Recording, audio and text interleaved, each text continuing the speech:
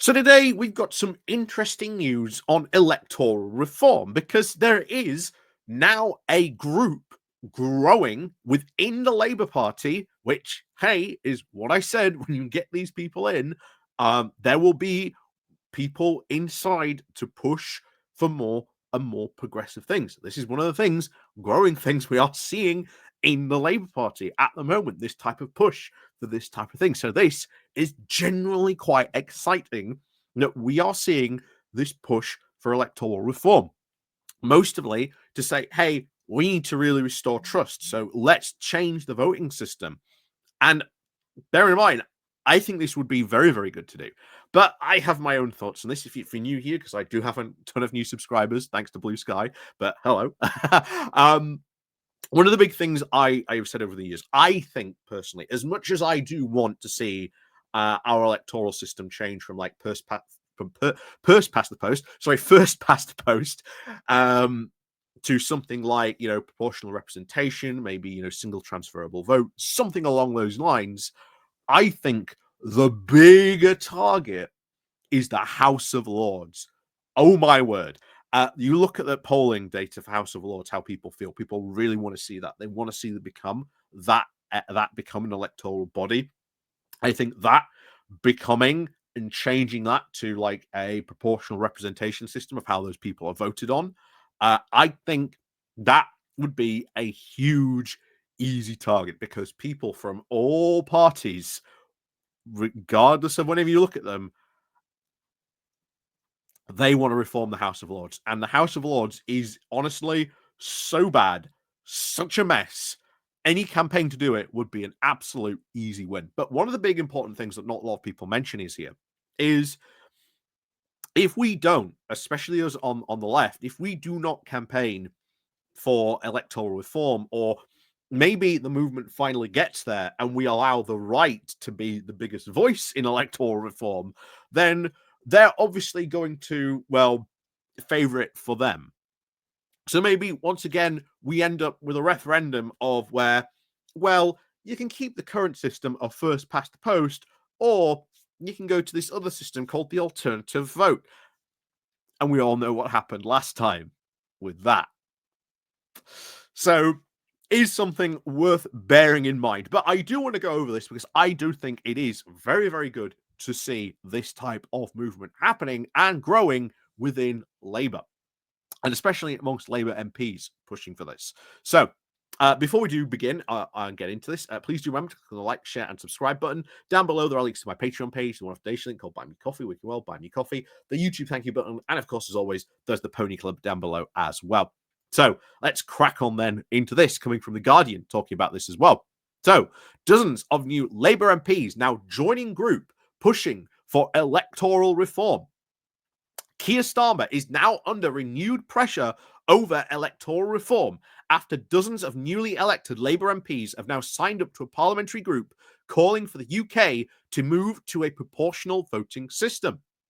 More than half of the nearly 100 MPs have now joined this new all-parliamentary group on fairer elections are from Labour. From at least 34 of the intake are now elected in 2024. The group formed back in September and says it is now growing all the time. So again, this is good to see. This is what I talked about, having progressive groundswells and seeing movements like this in the Labour Party would bring. And guess what? Here's one.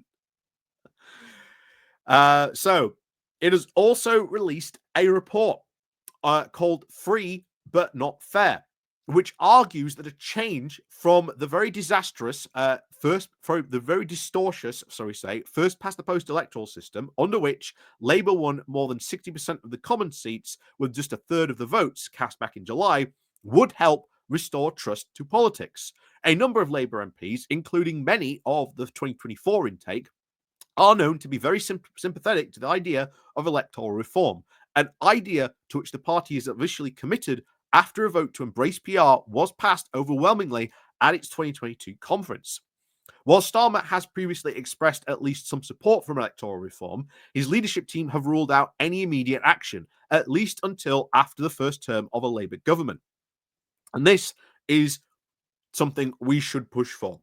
Even if they say, oh, well, this we'll do this in the second term, to get this in a manifesto, to get this pushed and to get this done would be fantastic. So you've got to keep on pushing them. You've got to keep on, as I've always said, working within party and keep on pushing these things. This is how you get stuff done. So one new MP, who was also signed up to the group, said electoral reform was a common concern amongst the 2024 intake, saying, we perhaps have a greater sense of how relevant and salient it is as an issue, how much it now seemingly is concerned to this growing sense of apathy, the disengagement from politics for many people, they said.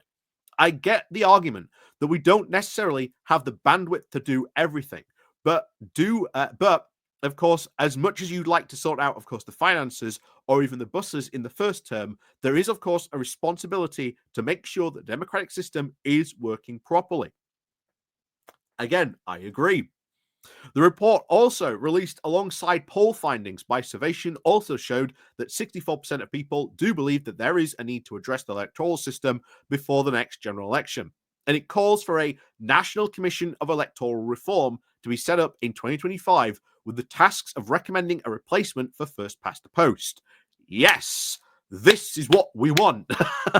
So you get a commission, you get them looking, you get, well, look, they go, well, here's one way, here's the other way, here's something else we could have. I think doing this type of thing, getting this type of commission set up and done would be very, very good indeed. It also calls for new measures to now prevent murky campaign financing and, of course, to prevent counter disinformation. Yes, yes, absolutely. Campaign funding definitely, absolutely needs to be looked at.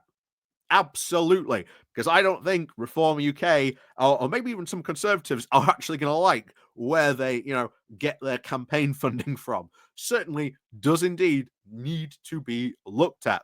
The other one, counter disinformation. Well, we already saw the riots last summer and the effect that had. You want another clear example? Look at the call for a general election petition. Clearly, very clearly, being bot farmed by bots. Because I'm sorry, the line does not go up like that for a petition, which it is at the moment. So definitely something I would be all for having some, looked into this. And bear in mind, movement forward are calling for something like that to happen as well at the moment. So, with Labour officially, of course, committed to PR, the All Party Group argues that this means that in the new parliament of about 500 of the 660 MPs currently represent parties, of course, in favour of change. Amongst what it calls now the corrosive effect of first past the post, the report also notes that despite a higher turnover of seats in the GI election, any constituencies not being specifically targeted by opposition parties were in effect ignored, giving local voters no meaningful choice. Again, we've made that argument every single time when it comes to this. That first past the post creates far too many safe seats. It guarantees, the two main political parties, pretty much dominance in this regard. I think it should be broken up a bit more. I think this should be very, very clearly done on this. And of course, it now gets into how many votes, of course, people need to be elected or extra votes. So it points out it took an average at least 24,000 votes to elect each Labour MP, 49,000 for Lib Dem, 56,000 for every Conservative MP, and 486,000 votes per Green, and 864 for every Reform MP.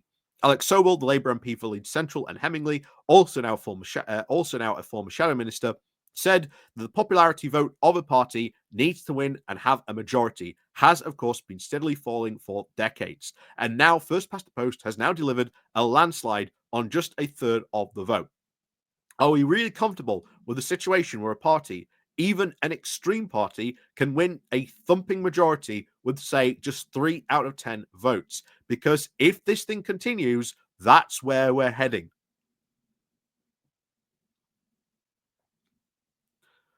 I agree. I couldn't agree more. You won't hear me argue against that. But I've said before, as much as I want to see our electoral system changed, and again, that's great. I think that's great that these new MPs are going in there and they are calling to push, to get electoral change. Campaign financing definitely needs to be looked at. Disinformation certainly needs to be looked at. All they need to do a commission. Hey, you've got a lot of Labour MPs because you do not have enough ministerial positions, to to fill. Why not give some of these new Labour MPs seats on these commissions? Okay, you take disinformation, you take campaign financing, you go for electoral reform, you look at the House of Lords. Excellent, crack on, give them something to do. I've said before, it is a waste, it is an absolute waste that you've got all these new MPs, all this new talent sitting on the backbenches that Labour is not using. They need to use them more. So hopefully we will see more stuff like this happen, and who knows, maybe we will get that commission next year. I do think that is something I would like to see. You've got more than enough MPs sitting around and pretty much doing nothing at the moment, so give them something to do. So as always, thank you very much for watching, and of course, as always, I'll see you all next time.